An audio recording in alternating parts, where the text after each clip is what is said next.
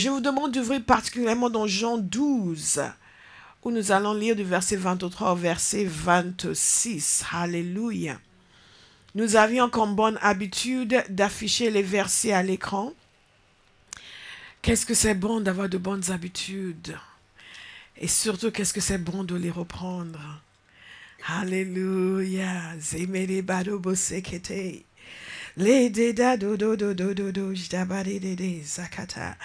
Est-ce que quelqu'un a ouvert dans Matthieu 19, 29, Marc 10, 29?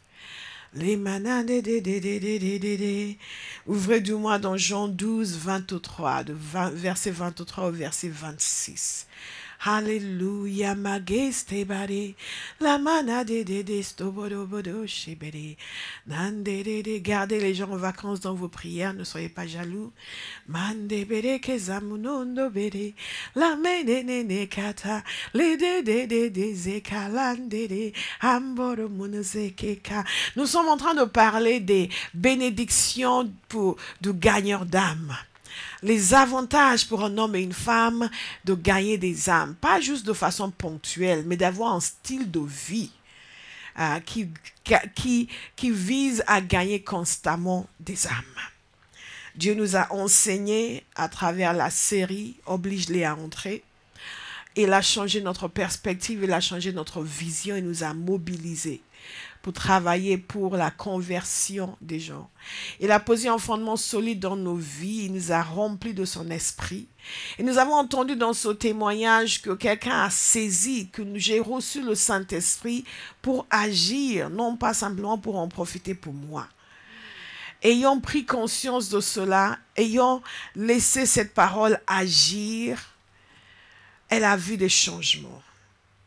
J'ai aimé quand elle a dit pour la première fois, j'étais conscient de la puissance qui sortait de moi, qui allait sur quelqu'un. Nous avons reçu la puissance. Elle va se manifester. Soyez conscients du fait aussi que la puissance est libérée par la parole.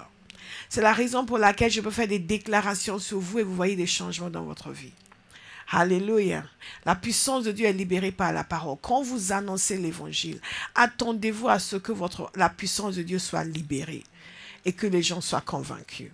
Donc, je vais vous lire rapidement. Nous allons lire dans Matthieu 19, 29. Il a dit ici, « Et toute personne qui aura quitté à cause de moi ses maisons ou ses frères, ses sœurs, son père, sa mère, sa femme, ses enfants ou ses terres, recevra le centuple et héritera de la vie éternelle. » Je vois que vous n'avez rien quitté pour le Seigneur, parce que sinon vous seriez excité par ce verset, ce passage.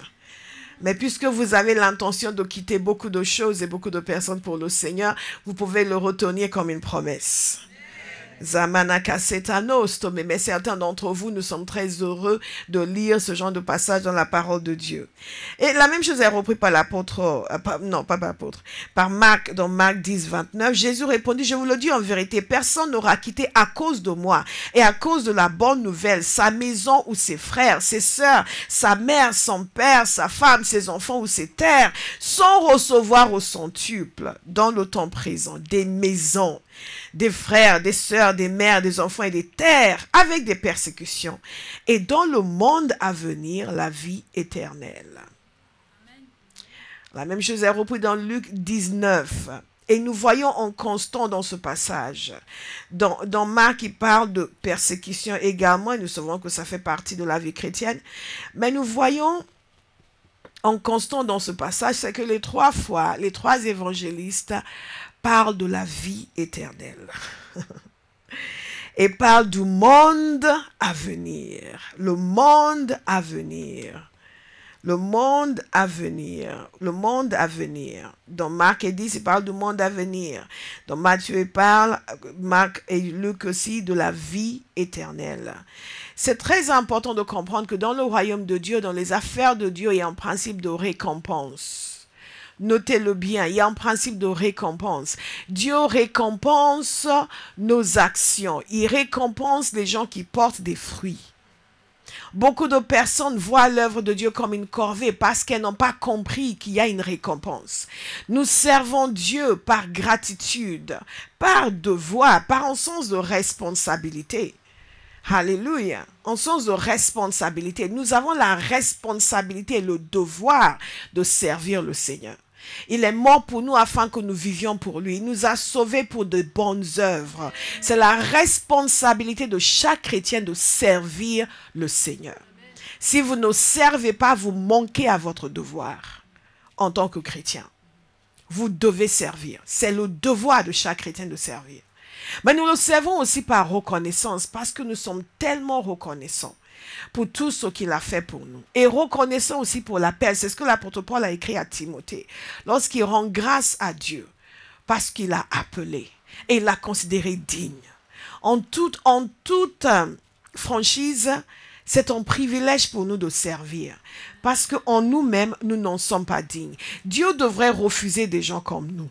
Il devrait regarder notre CV et dire non, non, non, non, pas qualifié, pas qualifié. Certains ont déjà expérimenté cela. Vous êtes allé quelque part, vous avez présenté votre CV, ils ont regardé, ils vous ont souri, vous êtes parti. Ils ont dit on va vous appeler et ils ne vous ont jamais appelé.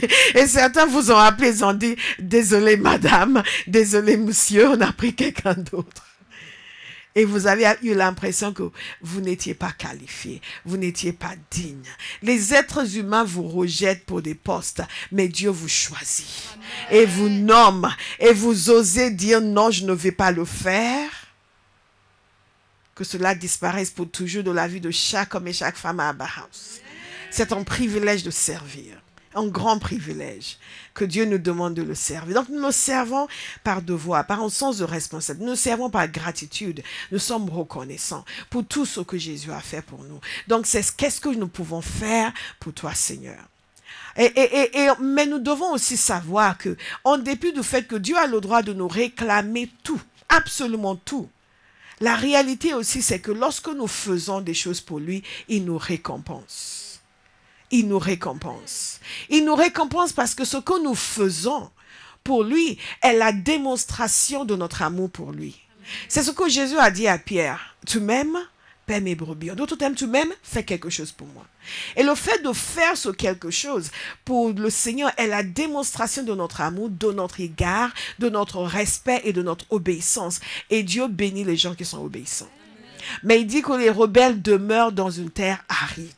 Et beaucoup de chrétiens souffrent et demeurent dans une terre aride. Et c'est pénible de prier pour eux parce qu'ils sont rebelles.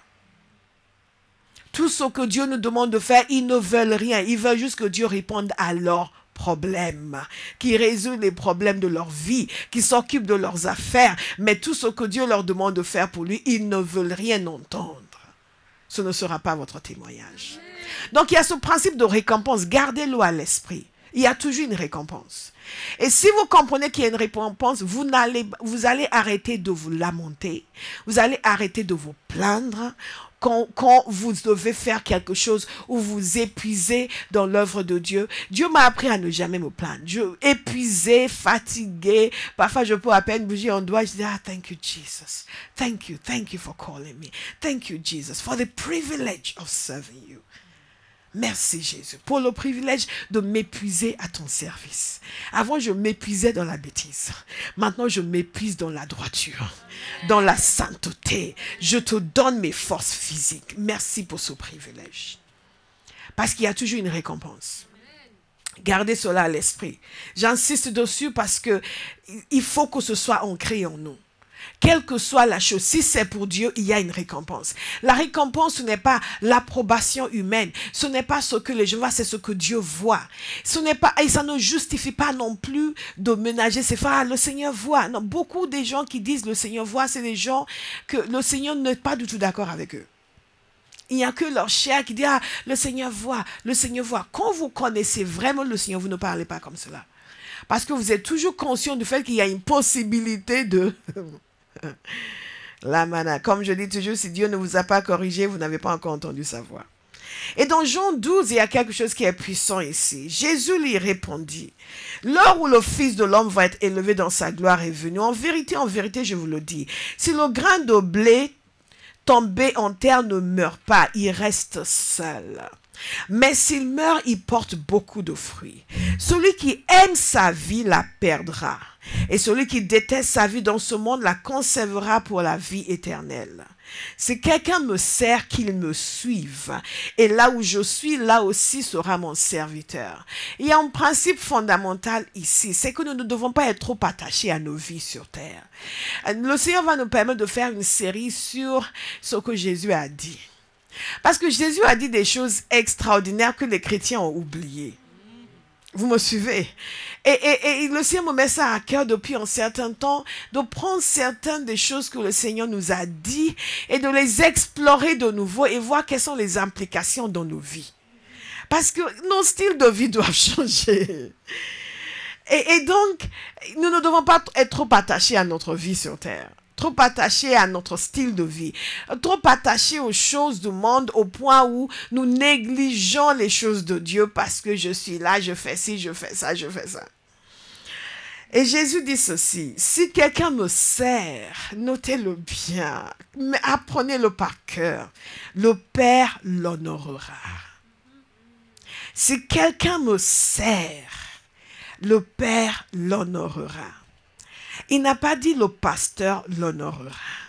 Parce qu'il y a beaucoup de gens qui ne servent pas parce qu'ils ne se sentent pas honorés. Ou qui servent moins bien parce qu'ils ne se sentent pas honorés. Il dit le Père l'honorera. Et c'est dans le futur. Hein. Vous servez aujourd'hui, vous honore plus tard. Alléluia. Et donc, dans le monde à venir, Jésus dit, il y a des choses que nous allons recevoir dans le monde à venir. Le principe de la récompense. La deuxième chose, très rapidement, c'est qu'il faut comprendre que la récompense est liée au résultat et non pas uniquement à l'effort. Alléluia. Je dis constamment aux gens qui travaillent avec moi que l'effort ne suffit pas, la performance doit être au rendez-vous. On ne peut pas me dire, pasteur, j'ai travaillé sur le site toute la nuit, mais il est toujours en état de désarroi. La performance doit être au rendez-vous. La parole de Dieu nous dit ceci dans Jean 4, que celui qui moissonne reçoit un salaire. Pour recevoir un salaire, il faut moissonner. Celui qui moissonne reçoit un salaire et amasse du fruit pour la vie éternelle. Ça revient encore, cette histoire de vie éternelle, de vie et de fruits pour la vie éternelle, le monde à venir et les choses qui vont être données après cette vie sur terre. Nous avons vu longuement et Olive les a évoquées dans son témoignage, les bénédictions que nous recevons ici même. Lorsque nous sommes des gagneurs d'âme. Et c'est pour cela que je vous ai dit que le Seigneur m'a appris il y a un certain temps que les gens qui refusent de venir prier, je ne devrais pas faire des séances de prière spéciales pour eux. Et c'est juste me fatiguer pour rien. Et en étudiant toutes ces bénédictions de gagneurs d'âme, je me suis rendu compte que beaucoup des problèmes que les chrétiens ont sont dus au fait qu'ils ne gagnent pas des âmes.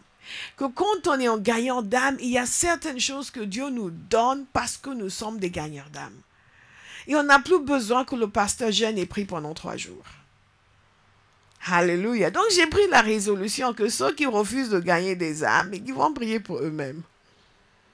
Parce qu'on se positionne pour certaines bénédictions. Nous les avons vues longuement la semaine dernière. Ici sur terre. Ici sur terre. Parce que ce qui est cher au cœur de Dieu, c'est des âmes. Jésus est venu pour que les gens soient sauvés. Nous ne pouvons pas être indifférents à ce qui est cher au cœur de Dieu et penser que Dieu va être profondément affecté par ce qui nous touche. Alléluia. Ah, soyez contents ce matin parce que c'est une bonne nouvelle que je vous apporte. Amen. La bonne nouvelle qu'il y a des bénédictions pour ceux qui gagnent des âmes. Amen. Et ces bénédictions ne sont pas que sur terre, ces bénédictions sont aussi dans l'éternité. Alléluia. Amen. Nous le voyons dans le monde à venir. Il y a un monde à venir. Dites à quelqu'un, il y a un monde à venir. Il y a un monde à venir. Tout ne s'arrête pas ici. Il y a un autre monde. Il y a un monde à venir. Cette vie sur terre est l'antichambre de l'éternité. Mais nous nous préparons à partir d'ici. Nous nous préparons à partir d'ici. Et la parole de Dieu est claire sur le fait que, je vais vous lire rapidement 1 Corinthiens 3. Il nous a dit ici au verset 11, l'apôtre Paul est en train de parler de cette rivalité dans l'église de Corinthe entre lui et Apollos. Il est en train d'expliquer que nous ne sommes que des hommes, chacun fait sa part du travail, n'est-ce pas? Mais, et que c'est Dieu réellement qui fait croître. Et il explique quelque chose qui est fondamental. Il nous donne un aperçu sur l'éternité. Dites l'éternité. Il nous donne un aperçu sur l'éternité et sur ce qui va se passer quand nous allons quitter cette terre. Et à quel point ce que nous faisons sur terre est important pour déterminer ce qui va nous arriver ensuite. Il nous dit ceci. Personne ne peut poser un autre fondement que celui qui a été posé, à savoir Jésus-Christ. Que l'on construit sur ce fondement avec de l'or, de l'argent, des pierres précieuses, du bois, du foin et de la paille. Vous voyez, il y a différentes manières de construire. Il y a nos œuvres pour le Seigneur ont des qualités différentes.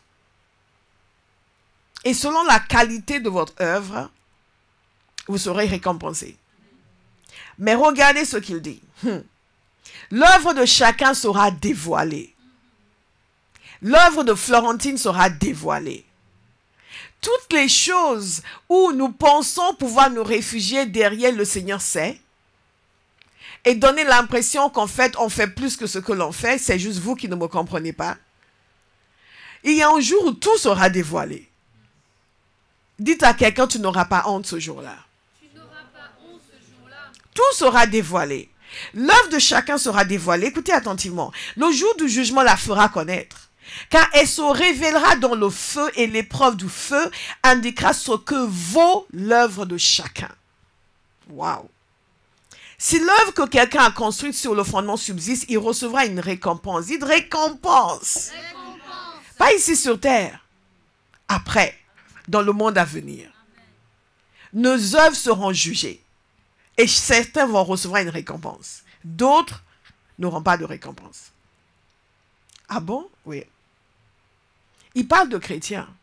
Des gens qui ont l'habitude d'aller à l'église. Pour tous ceux qui pensent que le fait d'aller au culte et de chanter veut dire que je vais avoir une récompense. Non. Pas du tout. Il parle aux chrétiens. Et il leur parle d'ailleurs de leur manière de se réunir. Donc c'est des gens qui se réunissaient beaucoup. Et qui priaient même beaucoup en langue, paraît-il. Si vous lisez les épîtres aux Corinthiens. Assister au culte ne nous qualifie pas pour une récompense. Il faut plus que ça. Écoutez attentivement. C'est trop fort, comme on dit en bon anglais. Si son œuvre brûle, il perdra sa récompense. Lui-même sera sauvé, mais comme au travers d'un feu. En d'autres termes, lorsque nous allons être devant le Seigneur qui va juger nos œuvres, il y a des gens qui vont recevoir des récompenses et des gens qui ne recevront rien. Rien du tout. Et eux-mêmes seront sauvés, mais de justesse. Je veux savoir dans quelle catégorie vous voulez être. Parce que ici sur terre, ce n'est que 120 ans maximum, mais après on s'en va. Et ensuite l'éternité. Ça dure longtemps l'éternité. Pour être sans récompense. Nous devons méditer de nouveau ces choses. Parce que nous n'y croyons pas tellement, nous les chrétiens. Nous sommes très focalisés sur la bénédiction de la maison, de la voiture et de Philippe. Alléluia. Qu'est-ce que nous faisons? Nous vivons de telle manière à obtenir la récompense. Gardez les yeux sur la récompense céleste. Gardez les yeux sur la récompense céleste. Mais vous savez, il nous parle tellement de récompense. Et aussi de la possibilité de perdre la récompense. Mais il y a aussi un autre point qui est très important. Il y a ceux qui perdent la récompense, il y a ceux qui gagnent la récompense, il y a aussi ceux à qui Jésus va réclamer le sang des gens. Oui, ça aussi, ça va se passer. Dites, mais pasteur, vous avez dit c'est de bonnes nouvelles. Oui, c'est de bonnes nouvelles. Parce que nous avons l'intention de gagner la récompense. Amen. Et c'est important de savoir qu'il y a une récompense. Il y a une récompense. Et la récompense, ce n'est pas d'être choisi comme pasteur associé. La récompense, c'est ce que Jésus donne pour l'éternité. Alléluia. Et nous travaillons pour cela. Mais il y a aussi un point qui est très important. c'est que notre négligence peut nous valoir d'être repris sévèrement par le Seigneur. Nous avons vu hier cette équation extraordinaire dans Romains 10. Ils ont besoin de quelqu'un qui va annoncer l'évangile pour qu'ils puissent entendre parler de Jésus. C'est en entendant parler de Jésus qu'ils vont pouvoir croire. Et c'est en croyant qu'ils vont pouvoir faire appel à lui. Et c'est en faisant appel à lui qu'ils seront sauvés. Alléluia. Donc, il y a quelqu'un qui a un rôle capital à jouer dans cette équation. Mais qu'est-ce qui se passe si cette personne ne joue pas ce rôle? Regardons ce que le Seigneur a dit à Ézéchiel. Ézéchiel est un prophète de la captivité. Le peuple est en captivité parce qu'il a tellement désobéi à Dieu que Dieu a décidé à un moment donné, vous allez partir en captivité. Et à un moment donné, Jérusalem était complètement dévastée. Ils ont été emmenés à Babylone. Différentes phases. Mais la conclusion de cela, et nous voyons cela aussi, nous voyons le moment où ça va se dérouler dans les visions d'Ézéchiel, c'est que même le temple a été détruit. La gloire a disparu. La gloire de l'Éternel a visiblement quitté le temple. Alléluia. Donc la situation était très grave. Et Dieu a dit quelque chose à Ézéchiel. Fils de l'homme, Ézéchiel 3, 17. Je te donne comme sentinelle à la communauté d'Israël. Tu écouteras la parole qui sort de ma bouche. Je vous demande d'ouvrir dans vos Bibles, s'il vous plaît. Tu écouteras la parole qui sort de ma bouche et tu les avertiras de ma part. Est-ce que ça vous fait penser à notre génération où les gens sont éloignés de Dieu, ont abandonné les voies de Dieu. Et Dieu envoie des gens pour les avertir. Pour les avertir, pour leur dire, il y a une éternité, on ne disparaît pas, on ne cesse pas d'exister quand on quitte la terre. L'existence continue. Et on va devoir rendre des comptes devant Dieu. Et là, il dit à Ézéchiel, dans le cas de son peuple, tu dois les avertir de ma part. Pourquoi est-ce qu'on avertit les gens? Parce qu'il y a un danger. Notre génération est en danger. L'enfer est une réalité. C'est en danger.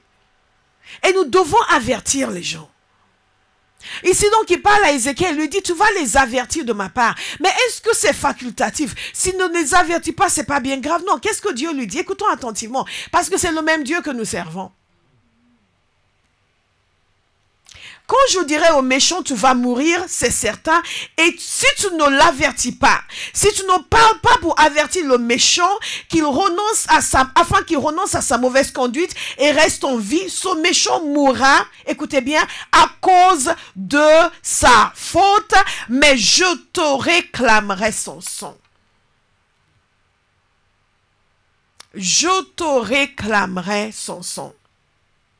Si au contraire tu avertis le méchant et qu'il ne renonce pas à sa méchanceté ni à sa mauvaise conduite, il mourra à cause de sa faute, mais toi tu auras délivré ton âme. Et ça répond à l'objection de beaucoup de chrétiens qui disent oui mais les gens ne veulent pas entendre, oui mais les gens sont méchants, oui mais les gens sont hostiles, tout n'est pas grave. Ce qui compte c'est que toi tu fasses ta part. Et s'il refuse de se repentir, il mourra à cause de sa faute, mais ce ne sera pas ta faute à toi. Alléluia. Mais nous devons reprendre conscience du fait que l'enfer est une réalité. Et que quand on nous dit d'inviter 10 personnes par jour, on n'est pas en train de dire ça pour nous fatiguer. On est en train de nous aider à devenir un canal de salut pour quelqu'un. J'ai comme l'impression que, parce que beaucoup d'entre nous, on nous a juste dit, oui, tu vois, Jésus t'aime, il a un plan pour ta vie. Nous pensons que c'est tout ce qu'il y a dans l'évangile. Ah oui, Jésus veut me bénir. Ah ben, je viens à l'église alors. Viens chanter. Ah, je viens alors. Et donc, son évangile se limite à ça. Et nous ne prenons pas conscience du fait que nous sommes censés avertir les gens. Alléluia.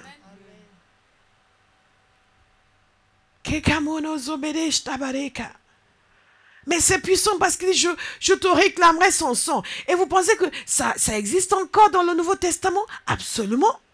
C'est la raison pour laquelle l'apôtre Paul, lorsqu'il disait au revoir aux anciens d'Éphèse, il savait qu'il n'allait plus les revoir. Il a dit, vous n'allez plus revoir mon visage. Ils étaient malheureux. Et il a déclaré, je suis innocent du sang de tout homme.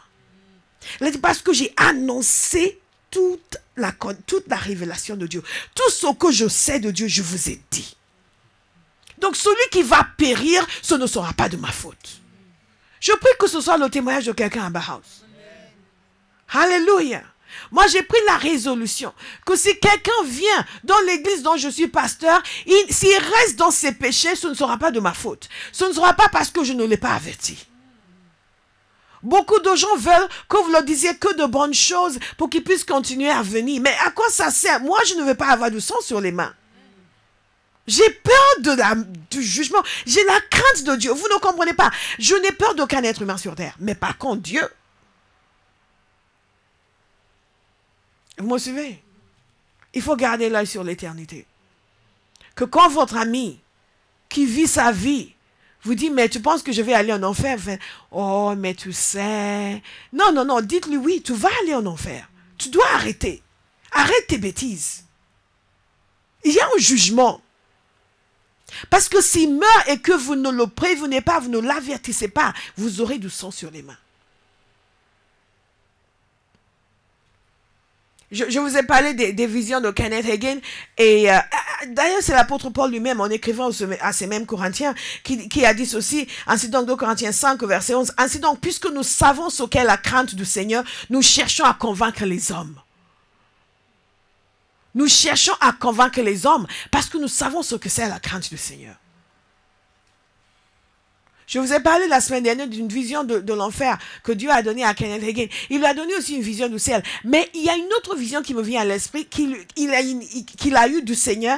Le Seigneur lui a montré, il lui avait mis à cœur d'aller témoigner, je vous ai déjà raconté ce témoignage, d'aller témoigner à un de ses voisins. Mais ce voisin était un mécréant de première catégorie. Vous savez, il y a des gens, vous pensez qu'ils ne sont pas loin du ciel. D'autres, vous pensez que non, lui, il sera à des années-lumière. Mais c'est nous qui le pensons. Dieu connaît le cœur des gens. Et le Seigneur lui mettait à cœur d'aller témoigner à son voisin. Et son voisin, en mécréant, comme ce n'est pas permis, il a dit, ah, mais lui, il ne va pas écouter. Lui, comme nous aussi, il y a tellement de gens. Dieu nous met à cœur de leur parler. Oh non, lui, il est trop ceci. Lui, il a ouvre. Lui, il a 3 femmes. Comment il va faire s'il se convertit? Mais c'est ton problème. Mais comment il va faire s'il se convertit? Donc, on va lui compliquer la vie en l'amenant au Seigneur, c'est ça? Et il ne l'a pas fait. Peu de temps après, cet homme est décédé. Et le Seigneur lui a donné une vision. Il a vu cet homme en enfer. Et le Seigneur lui a dit, je te réclame son sang. Prenons les choses au sérieux. Certains d'entre nous, on a des membres de nos familles qui sont des mécréants. On ne leur a jamais annoncé l'évangile. Combien de gens qui décèdent, qui vous sont proches, vous êtes là et dites, ah, si j'avais su. C'est fini tout ça. Amen. Nous allons nous réveiller. Amen. Pour nous dire non, en dépit de la légèreté qui gagnait l'Église dans notre génération, être chrétien, ce n'est pas une affaire de chant et de danse, de chorale, de gospel, de mode. Ce n'est pas la nouvelle manière de vivre la vie chrétienne. Ouais, on est sorti des églises tristes, maintenant nous on est joyeux, on danse. Et notre foi se résume à cela, non. Il y a une réalité, l'éternité, la vie, la mort, l'enfer, le ciel. Le salaire du péché est toujours la mort. Ce n'est pas devenu une petite tristesse, une petite dépression, hop, et c'est fini. Nous voulons éviter d'avoir du sang sur les mains. Nous voulons éviter d'avoir du sang sur les mains. Et je vais vous lire cette vision du ciel qu'il a eue. Pour que vous compreniez qu'il y a vraiment des récompenses pour les gens qui gagnent des âmes. Si réellement vous laissez Dieu vous utiliser pour éviter que quelqu'un n'aille en enfer, imaginez la joie que c'est. On a vu la semaine dernière que cela provoque de la joie au ciel. Quelle grâce donc vient sur votre vie quand vous faites ça jour après jour, après jour, après jour, semaine après semaine, après semaine, après semaine. Et quelqu'un va devenir déterminé. Nous allons devenir déterminés. Les histoires de j'ai donné, n'ont pas écouté, c'est fini. Quelqu'un va devenir déterminé. Alléluia. Il dit ceci dans ce témoignage. Il dit, j'étais en train de conduire un réveil à Rockwall, Texas, dans la deuxième partie du mois d'août et la première partie du mois de septembre 1950, ça date. J'ai appelé les gens à l'hôtel pour prier vers 10 heures du soir. Et pendant que nous prions en esprit, l'Esprit de l'Éternel est venu sur moi de façon merveilleuse et j'ai commencé à prier en langue. Dans quelques instants, j'ai entendu une voix qui m'a dit « Monte ici ». J'ai regardé, j'ai vu Jésus qui se tenait avec une couronne dans les mains. Et il a dit « Voici la couronne du gagneur d'âme ». La couronne était la plus belle, et était extrêmement belle et aucune langue humaine ne pouvait la décrire. Il m'a dit, mon peuple est tellement insouciant et indifférent. Cette couronne est pour chacun de mes enfants. Je leur parle et je dis, va parler à un tel, prie pour un tel, mais mon peuple est trop occupé. C'est Jésus qui parle. Il le reporte et les âmes sont perdues parce qu'ils refusent de m'obéir. J'ai pleuré devant lui et je me suis repenti de mes propres échecs. Ensuite, Jésus m'a dit, viens, monte ici avec moi. Et je suis partie avec lui. C'est comme si j'étais partie avec lui dans l'air et j'ai vu une très belle cité. Nous ne sommes pas entrés dans la cité, mais nous l'avons regardée de loin. C'était très beau, c'était indescriptible. Jésus a dit, mon peuple est tellement égoïste. Ils disent qu'ils sont prêts et ils parlent de leur grande maison et des gloires du ciel, alors que beaucoup autour d'eux sont dans les ténèbres et n'ont aucune espérance. Partage ton espérance avec eux et invite-les à venir avec toi. Est-ce que vous voulez le dire à quelqu'un? Partage ton espérance. Invite-les à venir avec toi. Partage ton espérance. Invite-les à venir avec toi. Vous comprenez? Donc, nous avertissons les gens de l'enfer, mais nous leur parlons aussi des gloires du ciel. Nous leur parlons aussi. Il y a des gens qui doivent être avertis concernant l'enfer. Il y a des gens qui doivent être encouragés pour dire, et ce n'est pas, ça ne s'arrête pas ici. Dieu veut que tu sois au ciel avec lui. Et vous leur parlez des gloires du ciel. Et ce qui est extraordinaire, c'est Jésus avait dans la main une couronne. La couronne du gagneur d'âme. La plus belle. C'est pas étonnant. Jésus lui-même a quitté sa gloire céleste. Est devenu un être humain pour gagner des âmes. Tout ce qu'il a fait, c'est pour gagner des âmes. Pour réconcilier les hommes avec Dieu. C'est pour ça qu'il a souffert à la croix. C'est pour ça qu'il s'est laissé lapider. C'est pour ça qu'il s'est laissé enterrer. C'est pour ça qu'il a été enseveli le 3e jour. Il a vécu sur terre pendant ces 33 ans uniquement pour ça. Uniquement pour ça. Donc on commence à prendre la mesure de l'importance de cela pour le Seigneur. Et on se demande pourquoi on ne l'a pas vu avant. On se demande pourquoi on a été tellement aveuglé pour penser que ce qui compte pour Dieu, c'est juste que je sois béni, épanoui. Alléluia. Invite-les à venir avec toi. Invite-les à venir avec toi. Oui, mais parce que toi, tu penses que tu vas au ciel. Oui, je sais. Je sais. Jésus est à la porte. Et j'ai emprunté cette porte. Et toi aussi, tu peux venir. Toi aussi, tu peux venir. Il nous a libérés de la peur de la mort. Je vous ai dit, quand j'étais jeune, je réfléchissais au sens de la mort et au sens de la vie. Pendant que les enfants jouaient, moi, je pensais, mais ils ne sont pas morts. À chaque fois que les gens mouraient, j'étais traumatisée. Je réfléchissais, où est-il? Il n'a pas cessé d'exister. Enfant. Je ne pouvais pas concevoir que quelqu'un cesse d'exister. Mais il est où exactement? Il ne s'est pas volatilisé, mais il était là, donc maintenant il est où? On ne cesse pas d'exister. On passe à un autre niveau d'existence. Une autre dimension d'existence. Le monde à venir. Vous suivez? Nous partageons notre espérance. Mais moi, je veux cette couronne. Je veux cette couronne. Je veux cette couronne. Je veux cette couronne. Nous commençons donc à voir, non seulement qu'il y a une récompense, mais qu'il y a aussi la nécessité d'éviter d'être jugé, d'avoir du sang sur les mains. Mais je vois aussi qu'il y a une couronne extraordinaire. Pas uniquement parce que Kenneth Hagin le dit qu'il a eu une vision, mais parce que l'apôtre Paul le dit. Dans 1 Corinthiens 9, il dit ceci, verset 4. « Ne savez-vous pas que les concurrents dans le stade courent tous, mais qu'un seul remporte le prix ?» Nous revenons encore sur la qualité de nos œuvres. Courez de manière à le remporter. Tous les athlètes s'imposent toutes sortes de privations.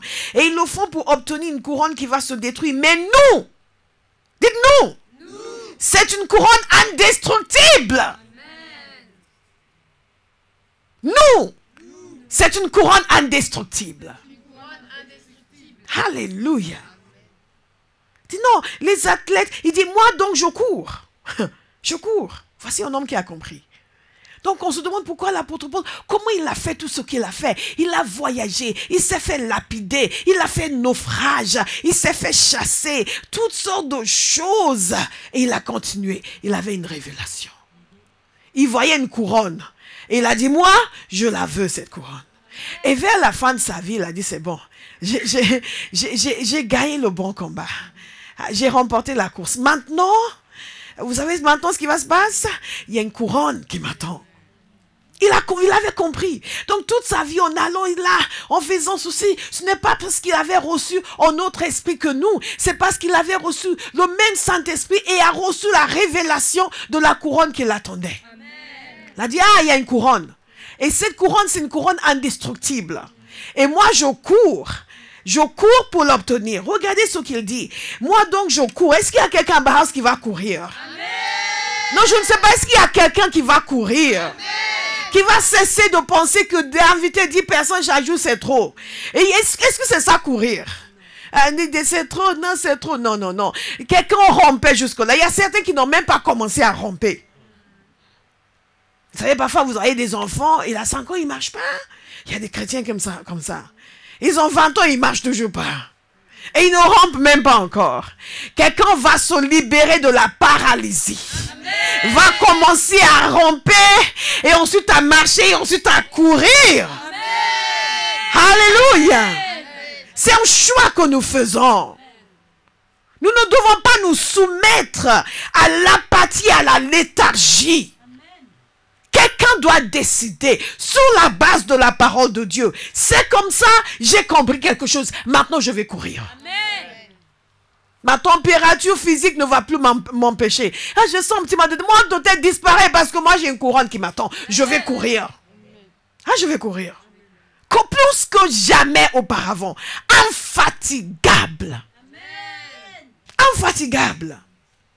Dis-moi donc, je cours.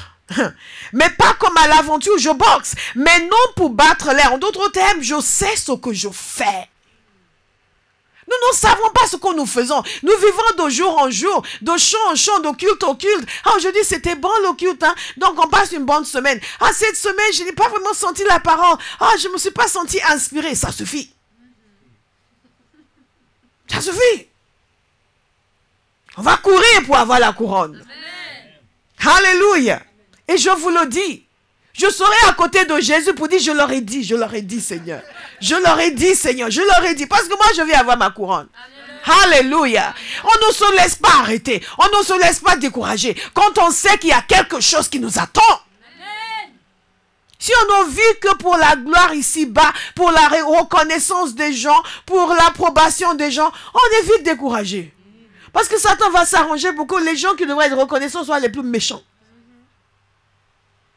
Non. Mais quand on voit devant soi une couronne indestructible, aïe, aïe, aïe, aïe, aïe, on ne se laisse plus arrêter. Et cette couronne va devenir une réalité pour quelqu'un ce matin. Amen. Ça va devenir une réalité pour quelqu'un ce matin. Amen. Que l'emprise du temporel soit brisée. Amen. Sur chaque personne ici au nom de Jésus. Amen. Que cela soit brisé, que vous commenciez à avoir un cri pour l'éternité, un cri pour le monde à venir, un cri pour ce que Dieu nous réserve après la vie sur cette terre. et que vous commenciez à fonctionner en conséquence. Amen. Alléluia. Amen. Que si Satan pense qu'il peut vous déprimer, vous décourager avec des circonstances temporelles et provisoires, il n'a encore rien compris. Parce que vous, par l'Esprit de l'Éternel, vous avez vu quelque chose.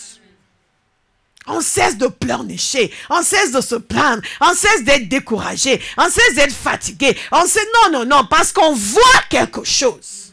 Amen. Alléluia, une couronne indestructible. L'apôtre Paul a dit, moi je cours et je boxe, mais pas n'importe comment. J'ai une vision, j'ai une direction, j'ai un objectif. Amen. Je ne suis pas un idiot, je sais ce que je fais. La prochaine fois que quelqu'un dit, mais tu en fais trop, tu es tout le temps en train d'évangéliser, dis, je sais ce que je fais. Amen. Oui, mais tu n'as même pas de travail. Et tu vas évangéliser, je sais ce que je fais. Amen. Je sais ce que je fais. Je travaille pour quelque chose qui est beaucoup plus que le temporel. Je travaille pour une couronne éternelle. Amen. Je sais ce que je fais. Je boxe, mais pas juste comme on frappe. Non, je sais. Je sais. Le problème des gens, c'est qu'ils ne savent pas ce qu'ils font. Et pourquoi ils le font? Dis au contraire, je traite durement mon corps et je le discipline. De peur d'être moi-même disqualifié après avoir prêché aux autres. Il dit non, moi je me discipline. Discipline, c'est un joli mot pour le chrétien. Nous sommes trop indisciplinés. Inviter 10 personnes. Ah, c'est beaucoup. Ah non, je sais, on doit le faire. Manque de discipline. Manque de discipline. Manque de sérieux. Comment 10? Ah, pourquoi pas 2? Et pourquoi pas 20? Ma fille, là, au fond, a prouvé hier qu'elle est capable de faire 45 en 40 minutes. Donc, elle a relevé le défi de faire 45 par jour. Dis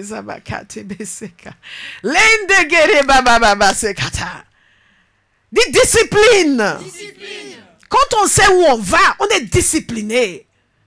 Tous ces chrétiens qui ne peuvent pas se lever le matin pour prier, vous voulez perdre votre récompense? S'annoncer l'évangile à quelqu'un, mais il ne veut pas, c'est un problème. Au lieu d'aller prier pour dire, ah, ça c'est ma récompense. Lui, là, c'est ma récompense. Non, ma récompense va venir à travers lui. Zemagare Manacha, discipline. Discipline, je me discipline, je discipline mon corps. Ah, mais moi j'ai du mal à jeûner, je discipline mon corps. Je discipline mon corps. Parce que je ne veux pas être disqualifié. Si l'apôtre Paul avait peur d'être disqualifié, vous êtes qui, vous? Pour ne pas y songer, pensez que je peux vivre n'importe comment, mais à partir de Jésus, c'est lui l'apôtre de la grâce. Pour tous ces gens qui enseignent la grâce, qui disent non, mais oh non, tu es sauvé pour toujours, rien ne peut. Non, l'apôtre Paul lui-même, l'apôtre de la grâce, avait peur d'être disqualifié. Vous ne serez pas disqualifié. Au nom de Jésus. Amen.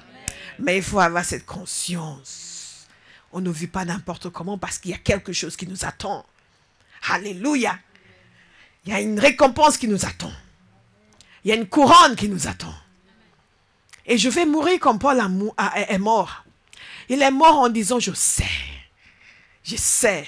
Il avait la certitude d'avoir gagné. J'ai combattu le bon combat, j'ai remporté la course. Maintenant, m'est réservé une couronne de gloire. Ah, ce sera votre témoignage. La couronne de gloire. Vous allez quitter cette terre avec l'assurance qu'il y a une récompense. Et vous ne serez pas déçus. Hein. Ce n'est pas on arrive en pensant que Jésus fait mets-toi là avec les gens pas sérieux. Nous ne savons pas tout, mais nous savons qu'il y a des catégories. Nous savons qu'au ciel, tout le monde n'est pas logé à la même enseigne. Qu'il y a des gens qui sont honorés et des gens qui sont moins honorés. Ça, c'est la réalité. Je vous ai raconté le témoignage du pasteur associé de pasteur Yonggi Cho. Vous vous souvenez de cette histoire? Cet homme, sa femme est décédée. Ils ont enterré sa femme et les enfants étaient affligés. Et un jour où lui, il a eu une expérience, il avait l'impression que quelqu'un était entré dans sa pièce et il avait plongé une épée dans son cœur. Il a fait une crise cardiaque, il est décédé.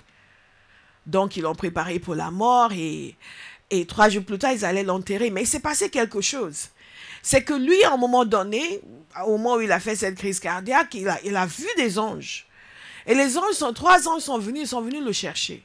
Et ils ont pris leur temps pour l'amener jusqu'au ciel. Mais ils l'ont amené au ciel. Et il est arrivé, c'était glorieux, c'était extraordinaire. Il était waouh. Il était conscient du fait qu'il était au ciel. Il a vu les gloires devant le trône de Dieu, comment les gens adoraient Dieu, se prosternaient. Il était captivé. Mais le Seigneur Jésus est venu lui dire non, il faut venir. Et en fait, viens avec moi. Et il a demandé au Seigneur, est-ce que je peux voir ma femme? Et le Seigneur a dit, c'est à cause d'elle que tu es ici. C'est elle qui a demandé. Et le Seigneur, dans sa grâce, a répondu à la prière de sa femme. Histoire vraie. Donc, il est allé, le Seigneur l'a emmené voir sa femme. Et il a vu sa femme. La première chose qu'il a dit, c'est qu'elle était belle. Il a dit au pasteur Yonggi, il a dit, pasteur, elle était belle. Et pasteur Yonggi, avec son sens de l'humour, elle a dit, waouh, que c'était quelque chose qu'il a dit. Il a dit vraiment, elle était belle parce que cette femme était vraiment très laide sur terre. Et que quand il allait prêcher pour son pasteur, qui était pasteur d'une de ses églises satellites, quand il allait prêcher pour eux, à l'époque, il n'y avait pas moyen de le loger, donc il logeait chez eux. Et à chaque fois, cette femme venait lui servir à manger, il la regardait. Vraiment, elle n'avait pas beaucoup de grâce. Et qu'il la regardait, il avait pitié de ce pasteur. Il a dit sincèrement, tellement elle n'était vraiment pas gracieuse. Mais au ciel, apparemment, elle était belle. Donc, elle dit vraiment, elle dit, ah oui, pasteur, elle était belle, qu'elle rayonnait, elle était comme Jésus. Et lui, il était, waouh, captivé. Et elle lui a parlé. Elle a dit qu'elle a demandé au Seigneur de le faire venir et que le Seigneur lui a fait grâce de dire oui. Elle voulait qu'il encourage les enfants. Parce qu'elle a vu de là-bas qu'ils étaient brisés par sa mort. Donc, pour leur dire qu'elle allait très bien. Qu'elle allait très bien, qu'elle était très bien là où elle était heureuse et que les enfants allaient devenir des serviteurs de Dieu. Et donc, il fallait qu'ils soient sérieux avec les choses de Dieu. De là-bas, elle savait déjà ce qu'ils allaient devenir. C'est un autre monde. Pas la même limite que nous avons ici. Et donc, il fallait qu'ils s'appliquent dans les choses de Dieu parce qu'ils allaient devenir des serviteurs de Dieu. Et il a remarqué quelque chose. Il y avait une partie de sa tête qui brillait comme un diamant.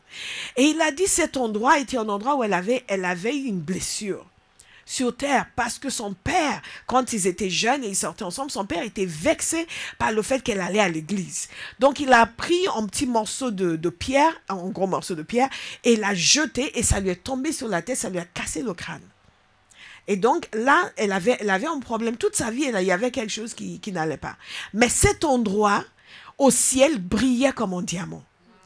Quand la parole de Dieu nous parle de récompense, il y a des récompenses que nous n'imaginons même pas. Mais toute persécution, toute souffrance que nous subissons sur terre à cause de l'évangile va entraîner une gloire au ciel. Gardez cela à l'esprit. Elle a souffert cela parce qu'elle allait à l'église, parce qu'elle servait le Seigneur. Et le Seigneur lui a donné un diamant carrément dans cet endroit. Que quelqu'un dise récompense. Gardons les yeux sur l'éternité. Cessons d'être si obsédés par la vie sur terre. Cessons d'hypothéquer notre avenir pour notre présent. Cessons d'hypothéquer la gloire céleste, la gloire éternelle pour un petit peu de pain et de lentilles sur terre.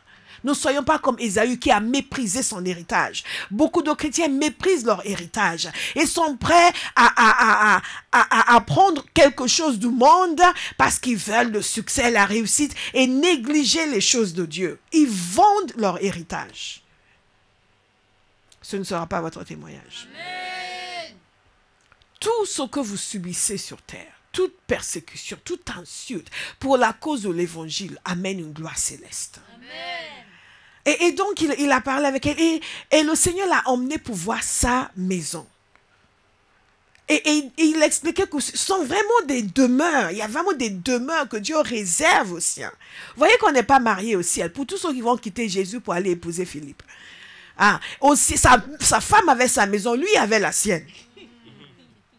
N'hypothéquez pas votre gloire céleste pour un mariage avec un incrédule. Ou un chrétien pas sérieux. Et après, vous allez avoir des enfants et c'est merveilleux. Mais là aussi, chacun vit sa vie. Alléluia. J'ai dit, on ne se marie pas là-bas. Alléluia. Donc, il a emmené voir sa maison. Et sur le chemin, il voit la maison d'une femme qu'il connaissait, qui était dans leur église. Une petite femme qui ne payait pas de mine, n'avait aucune gloire terrestre, mais elle avait une maison glorieuse. Pourquoi? Ses œuvres, sa fidélité, sa conscience, elle était toujours là. Elle servait dans les choses les plus humbles. Elle servait fidèle. Et le Seigneur, quand elle est arrivée au ciel, l'a récompensée abondamment. Une gloire extraordinaire. Mais ce qui est curieux, certains se souviennent de l'histoire, c'est que sur le chemin encore, il arrive à la maison d'un ancien de son église, qui était décédé. Il a dit un ancien qui s'y croyait. Tous ces gars qui sont forts et puissants et fiers. Et sa maison ça ne payait pas de mine. Et il a dit, ah! Il a commencé à comprendre quelque chose. Ce n'est pas les airs que nous nous donnons sur terre.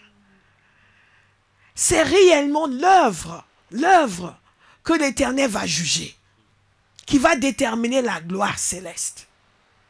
Et il a vu la maison de cet ancien, comparée à la petite femme qui elle, n'avait aucune gloire sur la terre. Après, il est arrivé à sa maison à lui, et il était triste de voir qu'il n'y avait pas de toiture. Il dit, mais Seigneur, ma maison n'a pas de toit. Et le Seigneur lui a dit, continue tes œuvres sur la terre. Ton temps n'est pas arrivé. Et les œuvres que tu fais, monte ici, et avec ça, on construit ta toiture. Et quand le temps sera prêt, on va te rappeler. Vous me suivez? Nous sommes venus de Dieu. Nous restons sur terre pendant un certain temps et nous retournons auprès de Dieu. Nous ne sommes pas des terrestres, nous sommes des extraterrestres. Nous sommes des extraterrestres, nous sommes venus d'ailleurs. Nous avons un court passage ici. Et ensuite, nous retournons d'où nous sommes venus. Nous retournons auprès du Père. Et les circonstances dans lesquelles nous sommes accueillis sont déterminées par notre manière de vivre sur la terre. N'oubliez jamais cela. Je prie pour quelqu'un aujourd'hui, que l'emprise du monde soit brisée sur vous. Amen. Que l'emprise des choses terrestres soit brisée sur vous. Amen.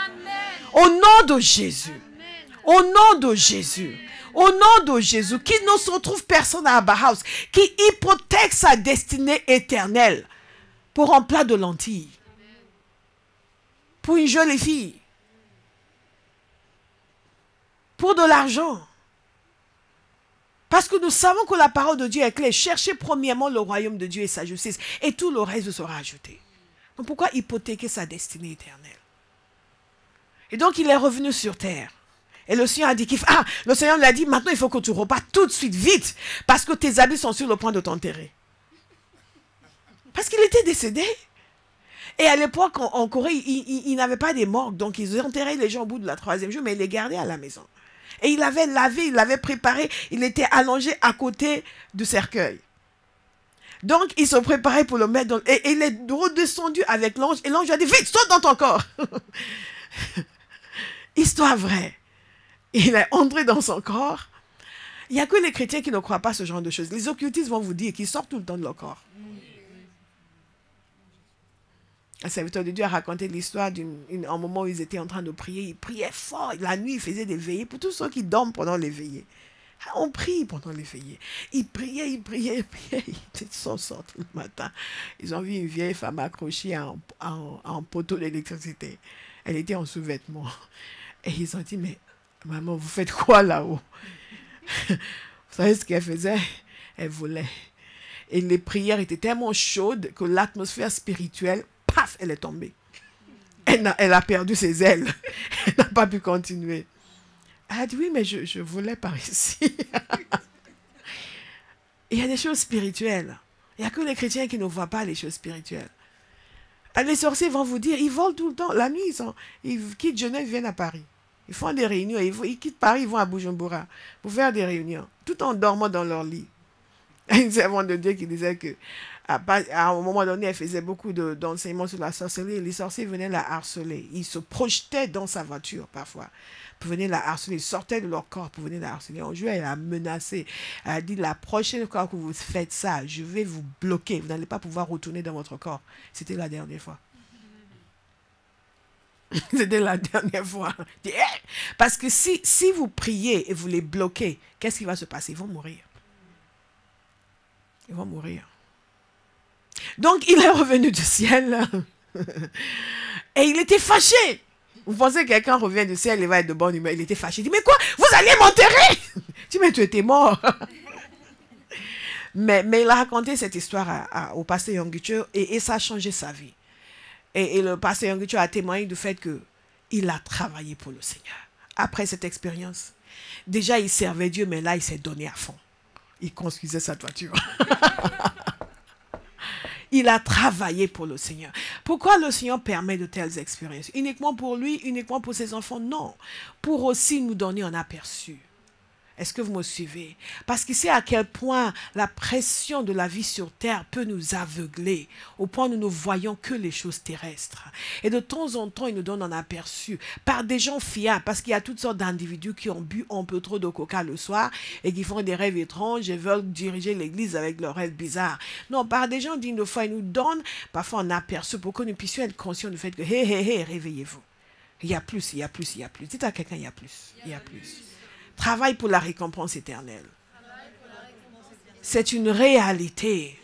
Donc, il ne faut plus plaindre les gens qui travaillent beaucoup pour le Seigneur. Et surtout, arrêter de dissuader les gens. Il y a beaucoup de chrétiens qui, parce qu'eux-mêmes sont fainéants, pour qu'on ne voit pas leur fainéantise, ils veulent dissuader les gens. Ils lancent des petites vannes, des petits, ah, mais toi, hein, toi, non, mais tu sais, hein, il y a plus dans la vie, il y a autre chose. Hein. Il n'y a pas autre chose. Hein. Je vous assure, il n'y a pas autre chose. Il n'y a pas autre chose. C'est un serviteur de Dieu qui disait, oui, toutes ces filles qui veulent se marier, vous allez vous marier. Vous allez avoir des enfants. Après, vous allez dire, c'est tout. C'est tout. Parce que la vraie chose qui donne satisfaction, c'est de faire la volonté du Père. C'est de servir le Seigneur. Dans toutes choses, dans le mariage, vous servez le Seigneur. Dans le travail, vous servez le Seigneur. Mais si vous le faites à l'exclusion du service de Dieu, vous ne serez jamais satisfait. Quelqu'un va travailler pour la récompense éternelle. La couronne indescriptible. La parole de Dieu nous dit aussi, j'accélère, qu'il y a une splendeur éternelle. Une splendeur éternelle. Notez bien Daniel 12, verset 3. Les hommes qui auront eu de la sagesse resplendiront alors comme le firmament. Waouh! C'est un peu ça ce que ce pasteur a vu quand il a dit que sa femme, elle était belle, elle resplendissait, elle était comme Jésus. Quand l'apôtre Jean a vu Jésus, il a décrit son visage, c'était comme le soleil à son apogée. Tellement il était brillant et resplendissait. Et la parole de Dieu nous dit que nous aussi, aïe, aïe, aïe, aïe, aïe, ceux qui auront eu de la sagesse resplendiront alors comme le firmament. Ceux qui auront amené en grand nombre à être justes brilleront comme les étoiles, à toujours et à jamais. Je vois que vous ne vous voyez pas encore dans cette définition, c'est pour ça que vous n'êtes pas excités. Ceux qui auront ramené en grand nombre à être justes, mais vous pouvez en faire votre ambition. Amen. Alléluia. Zema kakaset, ils vont briller comme les étoiles. Amen. Ils vont briller comme les étoiles. Amen. Je vais briller comme les étoiles. Je vais briller comme les étoiles. Ah, il y a une ambition différente. Une ambition difficile. Je prie vraiment que ces choses pénètrent nos cœurs et que nous adoptions notre comportement en conséquence, que nous changions notre manière de penser et de fonctionner, que nous cherchions toutes les occasions pour servir le Seigneur parce que nous préparons notre maison. Il y a certains, le fondement n'est pas encore fait. Certains vont vivre dans des cabanes au ciel. Des cabanes qui sont pourvues uniquement par la générosité divine. Parce que si on les fait construire avec leurs œuvres, ils dormiront à l'air libre. Demandez à votre voisin, est-ce que c'est toi? Est-ce que c'est toi? Est-ce que c'est toi? Au lieu de poursuivre uniquement l'argent parce que vous avez des goûts de luxe, pourquoi ne pas préparer votre vie de luxe au ciel? Alléluia. Servez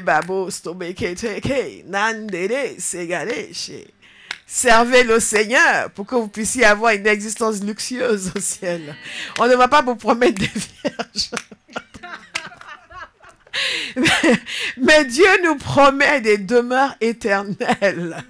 Alléluia! God is a good God. La parole de Dieu est bonne. Elle ajuste notre pensée. Est-ce qu'il y a quelqu'un dont la pensée est en train d'être ajustée? Sa manière de voir est en train d'être ajustée.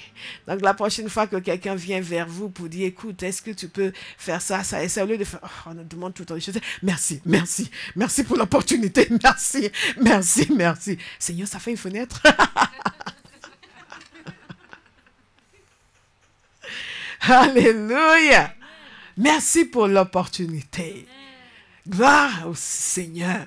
Ce n'est que par la grâce de Dieu, par sa miséricorde, que certains ne seront pas SDF au ciel. Je vous assure. Parce que beaucoup d'entre nous, waouh! Je vous assure. Sauf que ça risquerait de créer un ghetto. Donc Dieu, dans sa bonté, va peut-être mettre certains dans un dortoir. Mais vous serez invités dans ma maison. Si vous êtes gentil. Quelqu'un dit, vous serez invités dans ma maison. Dites-le vous-même. Alléluia.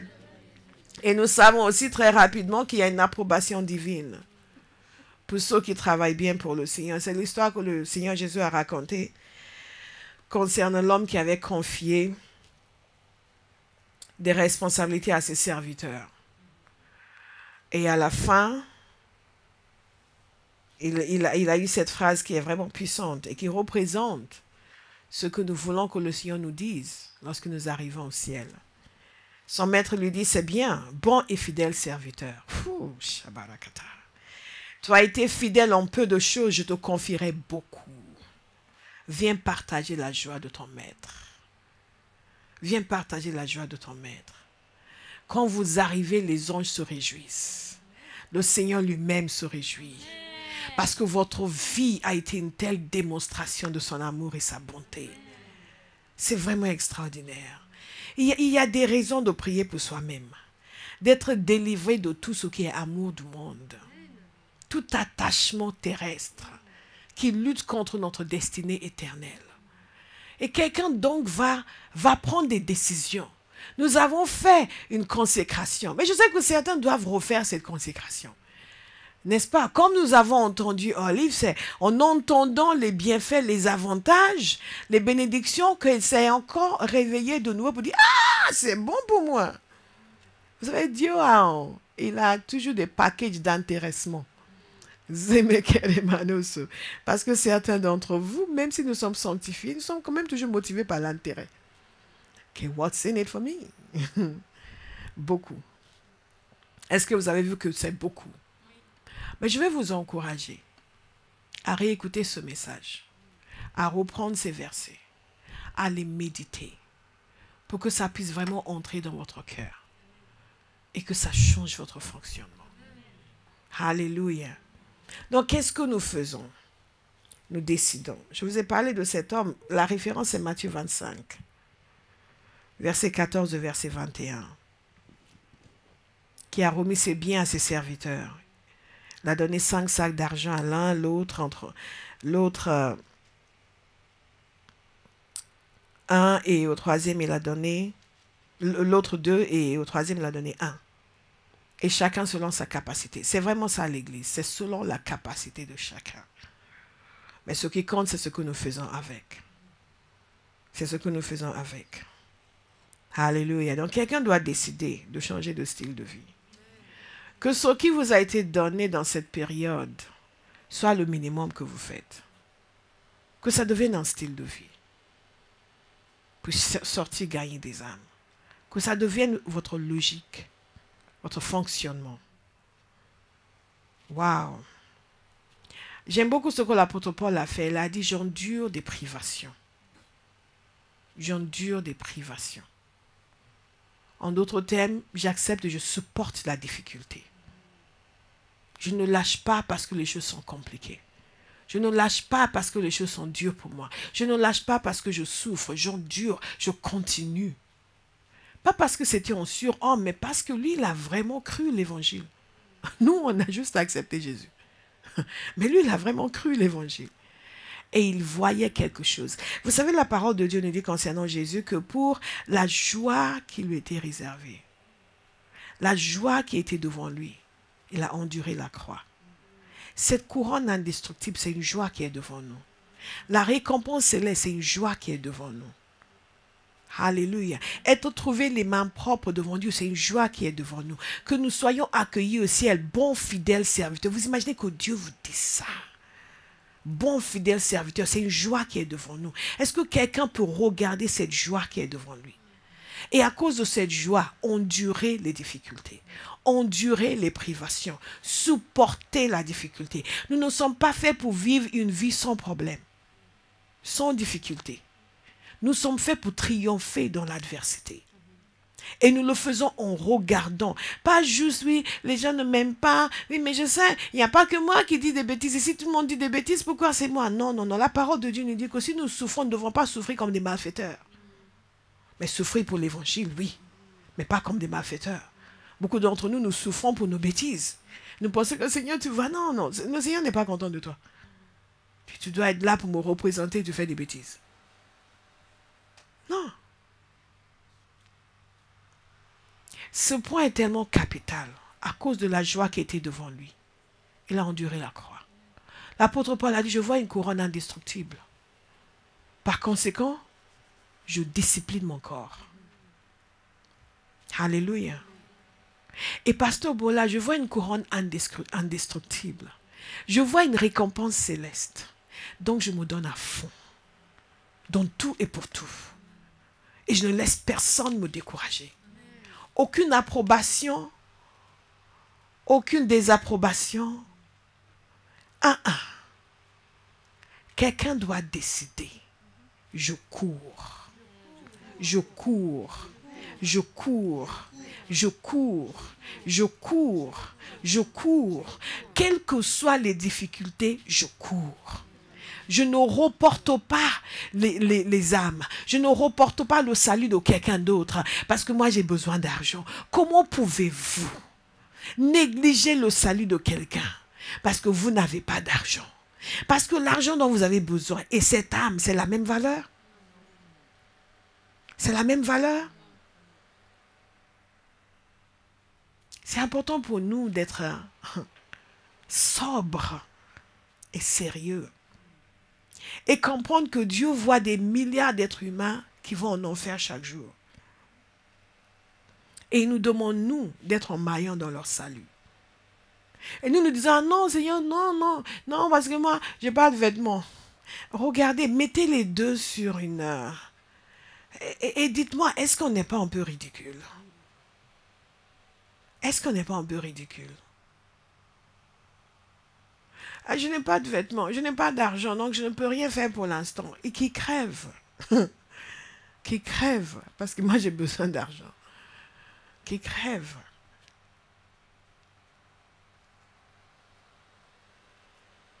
Et avec la même, c'est une indifférence, un aveuglement. Et après, Seigneur, tu vois mon collègue au travail qui me persécute. Il faut l'arrêter. Et on se demande pourquoi ça n'arrête pas. Pourquoi ça n'arrête pas? Pourquoi les choses perdent Dieu qui devraient s'arrêter?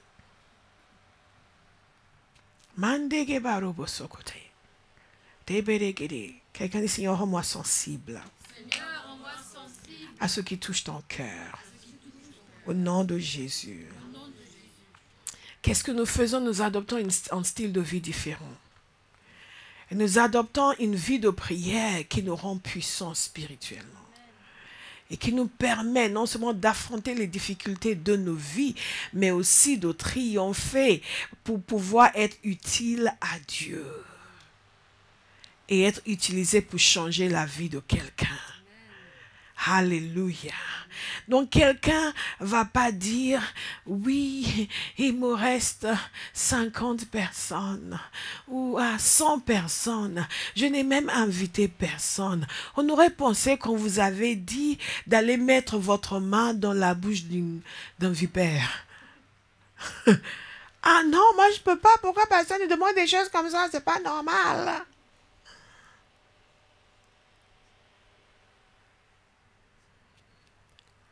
Mais nous avons besoin d'être délivrés de la dureté de cœur. En toute honnêteté. Beaucoup des choses que les chrétiens estiment comme étant non, pourquoi on demande ça, moi je ne vois pas, c'est simplement dû à la dureté de leur cœur. Et l'absence d'amour pour les perdus.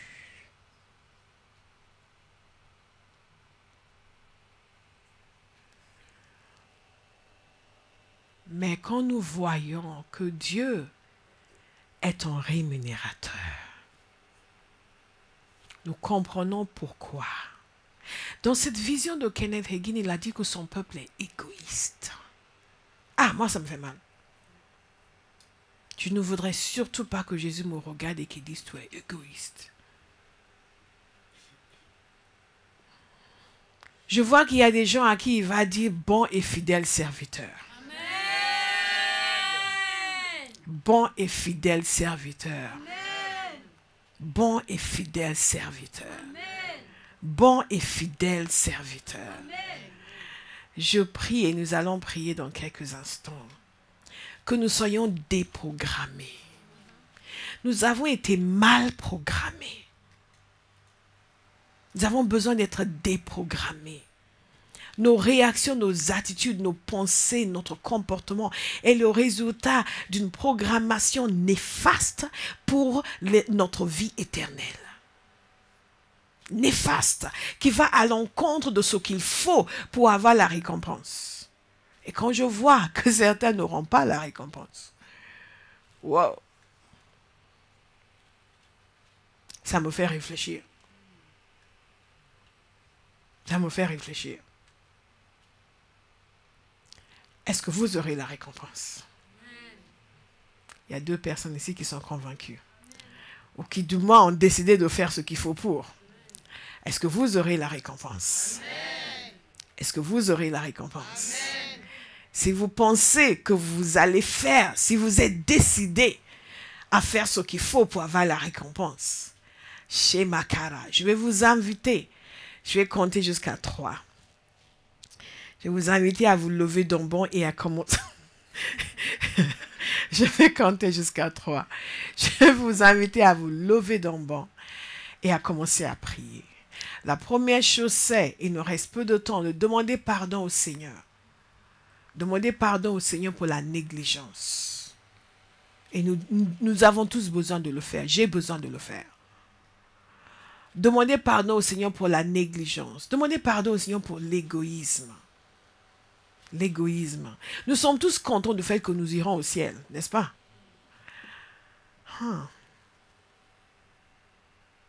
Et c'est ce que le Seigneur disait. Nous sommes tous contents. Mais nous négligeons les autres. Et il dit que son peuple est égoïste. Nous allons demander pardon pour la négligence et pour l'égoïsme. Nous allons dire au Seigneur, Seigneur, tout le changement qu'il faut opérer en moi, opère-le en moi. Moi, je te donne ma vie, je suis à ta disposition. Et je veux recevoir ma récompense. Utilise-moi maintenant. 1, 2, 3.